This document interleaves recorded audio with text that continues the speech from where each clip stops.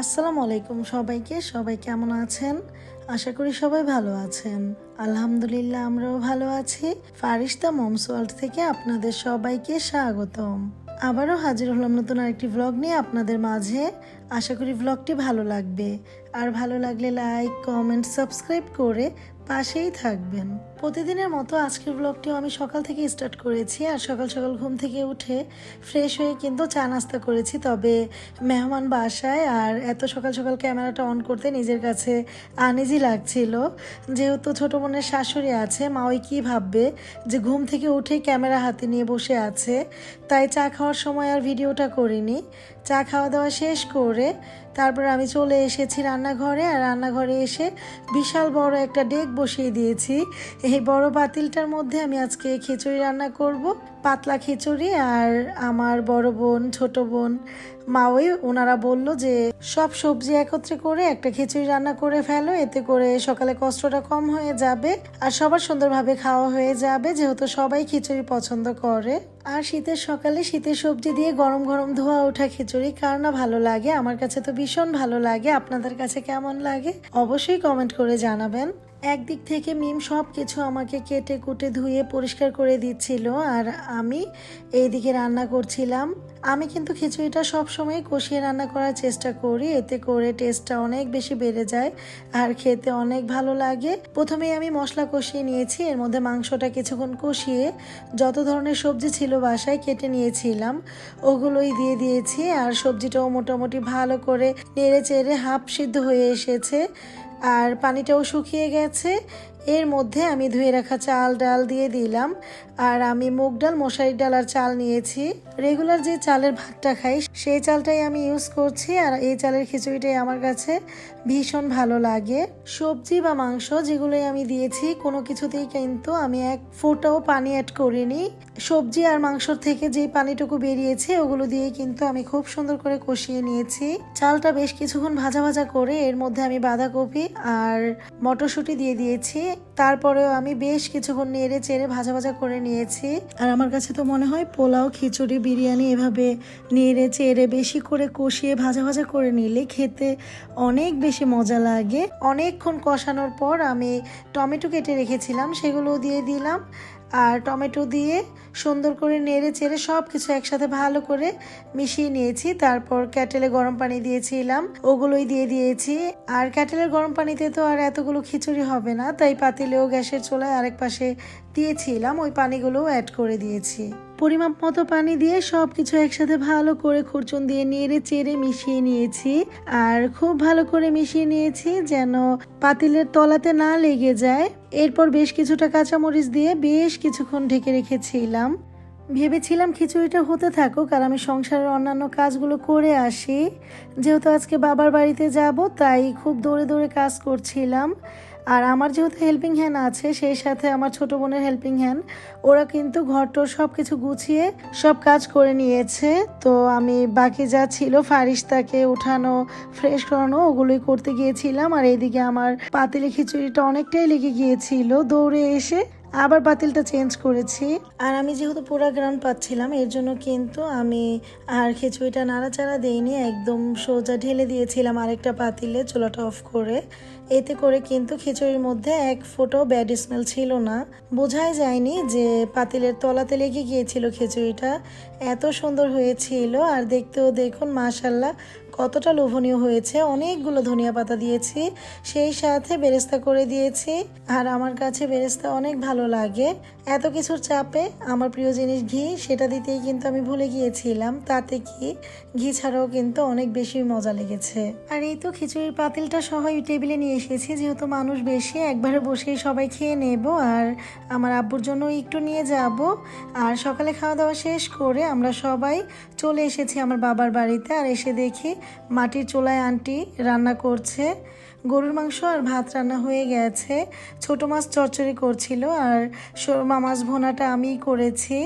তো এসে বললাম আন্টি আপনি ওঠেন আমি রান্না করি। তো সে বললো চচ্চড়িটা যেহেতু হয়ে গেছে এটা শেষ হোক তারপর তুমি বসো। এরপর আমি বসে সুরমা মাছ রান্না করেছি। আর এইদিকে ঘরে চাল ভাঙিয়ে এনেছে ছোট ভাই, আন্টি বলল তুমি একটু চালগুলো ভিজিয়ে দিয়ে আসো, আমি যেহেতু রান্না করছি, সরি চালের গুঁড়িটা ভিজিয়ে দিয়ে আসো। তো আমি ঘরে চলে এসেছি, আর এসে কিন্তু চালের গুঁড়ি মেপে নিচ্ছিলাম ভিজা পিঠার জন্য। এটা সিদ্ধ চালের গুঁড়ি, এটার মধ্যে আলা চালও মিলিয়ে নেব। আর এই তো আমি সুন্দর করে পানি দিয়ে ভিজিয়েও দিয়েছি। আর আমরা যেহেতু সেমাই পিঠা বানাবো, এর জন্য কিন্তু অল্প পরিমাণ আতপ চালের গুঁড়িটাও ভিজিয়ে রেখেছিলাম, সেটার ভিডিও করা হয়নি। আমরা ভাই বোনেরা যে রুমটাতে ঘুমাতাম সেই রুমটাই আপনাদের সাথে একটু শেয়ার করছি। আর এই যে খাটটা, এটার মধ্যে আমরা 3 বোন আর আমার দাদু ঘুমাতাম, অনেক আনন্দ করে ঘুমাতাম, অনেক ধাক্কাধাক্কি করতাম, আমি এখানে ঘুমাবো আমি এখানে ঘুমাবো এরকম করতাম। আর এই তো সুরমা মাছ, এগুলো কিন্তু আমি রান্না করছিলাম। মাটির চুলায় কতদিন পরে যে রান্না করলাম, আসলে ভুলেই গেছি, অনেক দিন হয়ে গেছে মাটির চুলায় রান্না করি না। মা জীবিত থাকতে এসে রান্না করতাম মাঝে মাঝে। সুরমা মাছগুলোকে আন্টি প্রথমে ভেজে তার উপর থেকে যেই একটা মোটা লেয়ারের চামড়া থাকে বা আষ্টে বলা হয়, সেটা ফেলে দিয়েছে। আর এই মাছটা খেতে কিন্তু ভালোই লাগে। আমার বড় বোনের ছেলে সালমান আর এই তো আমার ফারিস্তা সোনা পাখিটা, দুইজনকে ভালোবাসে। বড় ভাই বলে তো একদম পাগল, বড় ভাই থাকলে আর কাউকে লাগে না, সারাক্ষণ বড় ভাইয়ের কোলেই থাকবে, এত বেশি চেনে। ওদের মধ্যে কিন্তু দেখা অনেক কম হয়, তবে ভিডিও কলে প্রতিদিনই কথা হয়। ভাইয়াকে খুব ভালোবাসে। আর ভাইয়ারাও কিন্তু বোনকে একদিন না দেখতে পেলেই পরের দিন ফোন দিয়ে আমার সাথে রাগারাগি শুরু করে দেয়। তুমি ফোন দাওনি কেন মনি, ফারিস্তাকে কবে থেকে দেখি না। এখন আবার মামার কোলে উঠে খুব আদর খাচ্ছে। সবার আদরের ফারিস্তা মনি, খুব ভালোবাসে সবাই। শুধু নানির ভালোবাসা আর আদরই ভাগ্যে জুটলো না, কি ভাগ্য আমার মেয়েটার। নানি যে কত বেশি আদর করতো সেটা বোঝার আগেই ওর নানি দুনিয়া ছেড়ে চলে গেল। এদিকে সব রান্নাগুলো হয়ে গেছে, আর আমি একটু আপনাদের সাথে শেয়ার করলাম সুরমা মাছ ভোনা, সরপুটি, আলু দিয়ে সিম দিয়ে, সেই সাথে গরুর মাংস আর ছোট মাছ চচ্চড়ি আর ভাত। সবগুলো রান্নাই কিন্তু অনেক বেশি মজা হয়েছিল। খাওয়া দাওয়া শেষ করে বাইরের চুলায় ভিজা পিঠার শিরার জন্য কিন্তু 1 পাতিল পানি বসানো হয়েছে। এখানে ভিজা পিঠা প্লাস সেমাই পিঠা দুইটার শিরাই করা হচ্ছে, পরবর্তীতে আলাদা করা হবে। আর এই তো আমাদের পিঠা বানাতে বানাতে সন্ধ্যা হয়ে গেছে, এখনো কিন্তু আমরা অন্য সাইডে পিঠা বানাচ্ছিলাম, আর বাচ্চারা এদিকে ব্যাডমিন্টন খেলছিল, ওইটাই একটু ক্যাপচার নিয়ে নিলাম। ছোটবেলায় আমার আব্বু কিন্তু আমাদের ছোট ছোট ব্যাট এনে দিত, রঙিন রঙিন, দেখা যায় রানী গোলাপি কালার, অনেক সময় রেড কালার। আমাদের কিন্তু প্রতি বছর ব্যাডমিন্টন খেলার জন্য র্যাকেট ব্যাট এনে দিত। এত বেশি খুশি হতাম, সেই দিনগুলো কোথায় চলে গেল। আর আমার বাবার হাতে ধরেই কিন্তু আমরা ব্যাডমিন্টন খেলা শিখেছি, আর অনেক খেলতাম। এখন তো প্রায় কয়েক বছর হয়ে গেছে খেলাই হয় না, বাট সবার খেলা দেখতে অনেক বেশি ভালো লাগে। মাঝে মাঝে একটু একটু ট্রাই করি, তবে আগের মতো আর হয় না। এই তো অলরেডি আমাদের চিতই পিঠা বানানো শুরু হয়ে গেছে, আমরা এটাকে খাজের খোলা পিঠাও বলে থাকি। আর আন্টি খুব সুন্দর করে খাজের খোলার মধ্যে সবগুলো পিঠা এক এক করে দিয়ে দিচ্ছিল, আর খুব সুন্দর সুন্দর পিঠাও হচ্ছিল। তো আন্টির হাত ব্যথা করছিল, এর জন্য ঘরে চলে গেছে। আমি, আমার আব্বু, আমরা ভাই বোনেরা সবাই মিলে কিন্তু এখন পিঠা বানাচ্ছি। আব্বু কিন্তু অনেক সাহায্য করছে। আমার আব্বু কিন্তু আমাদের অনেক বেশি ভালোবাসে। এই পৃথিবীতে বাবারা কিন্তু সন্তানদের অনেক বেশি ভালোবাসে, প্রত্যেকটা বাবাই প্রত্যেকটা সন্তানের কাছে সেরা। তবে আমার আব্বু আজকে আমাদের অনেক বেশি হেল্প করছিল। আগে কিন্তু আমার বাবা কখনোই এভাবে হেল্প করতো না। এখন যেহেতু আমার মা নেই, তো আমার আব্বু চায় না আমরা মায়ের অভাবটা বুঝি বা অনুভব করি, এর জন্যই সব সময় কাছাকাছি পাশাপাশি থাকার চেষ্টা করে। তবুও কেন জানি সব কিছু ফাঁকা ফাঁকা লাগে, মনের ভিতরটা খুব বেশি কষ্ট হতে থাকে। মনে হয় কলিজা ছেঁড়া ধনটা কোথায় চলে গেছে, নারী ছেঁড়া ধনগুলোকে রেখে। সেদিনও বাসায় যাওয়ার পর অনেক বেশি কান্না করেছি, কথা বলতে পারছি না।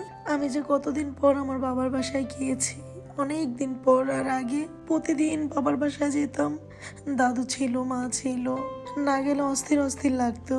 কত তাড়াতাড়ি করে কাজ শেষ করে চিন্তা করতাম একটু বাসায় যাব, মার সাথে দেখা করে আসব, দাদুর সাথে দেখা করব। আর এখন কাজ শেষ করে বসে থাকি, বাট ঘর থেকে বের হই না। আমাদের বাসায় সব সময় কাজের লোক থাকতো, তো আমার দাদু আমি যদি না যেতাম তাদের দিয়ে খবর পাঠিয়ে দিত। আর এখন খবর পাঠানোর কোনো লোক নেই। এতটা অসুস্থ শরীর নিয়েও মা টুকটুক করে চলে আসতো আমার কাছে। কেন যাসনি বাসায়, এটা বলার মানুষও নেই এখন। তবে আমার আব্বু কিন্তু প্রতিদিনই আসে ফারিস্তাকে দেখার জন্য, এতে করে আব্বুকে দেখি আর ওই বাসায় যাওয়ার প্রয়োজন হয় না। আসলে মা মারা গেলে সব পর হয়ে যায়, মা থাকতে কেউ কিছু বললেও খারাপ লাগতো না, আর মা না থাকার কারণে কেউ একটা ছোট কথা বললেও কলিজায় যে আঘাত লাগে কেন জানি না, একটু বুঝি না। তবে মা পৃথিবীর সবচেয়ে আপনজন, এর থেকে আপন কেউ হয় না। আমার মা তো পৃথিবীতে আর কয়েকটা বছর মাত্র বাঁচতে চেয়েছিল, আল্লাহ কেন বুঝলো না আমার ছোট ভাইটার জন্য। প্রতিটা দিনই কষ্ট হয়, তবে আজকে বয়স দিতে যাওয়ার পর আবারও কলিজাটা ফেটে যাচ্ছে। সবাই আমার মা দাদুর জন্য দোয়া করবেন, আমার মা দাদু যেন জান্নাতবাসী হয়। আর এতটা ইমোশনাল হয়ে গেছে আসলে ভাবতে পারিনি। সেদিনও বাসায় যাওয়ার পর অনেক বেশি কান্না করেছি, মায়ের কথাগুলো দাদুর কথাগুলো খুব বেশি মনে পড়ছিল, তাই আসলে নিজেকে ধরে রাখতে পারলাম না। প্লিজ কেউ কিছু মনে করবেন না, আর যদি আপনাদের কাছে খারাপ লাগে অবশ্যই ক্ষমা সুন্দর দৃষ্টিতে দেখবেন। এদিকে আমাদের ভিজা পিঠাগুলো হয়ে গেছে, দুধে ভিজিয়ে দিয়েছে, আর আন্টি সেমাই পিঠাগুলো রান্না করছিল। প্রত্যেকটা পিঠাই খুব সুন্দর হয়েছে আর অনেকগুলো দুধ দিয়েছে, এই কারণে খেতেও কিন্তু অনেক বেশি মজা লেগেছে। পিঠা বানাতে বানাতে আজকের মতো এখানেই বিদায় নিলাম। আসসালামু আলাইকুম, আল্লাহ হাফেজ।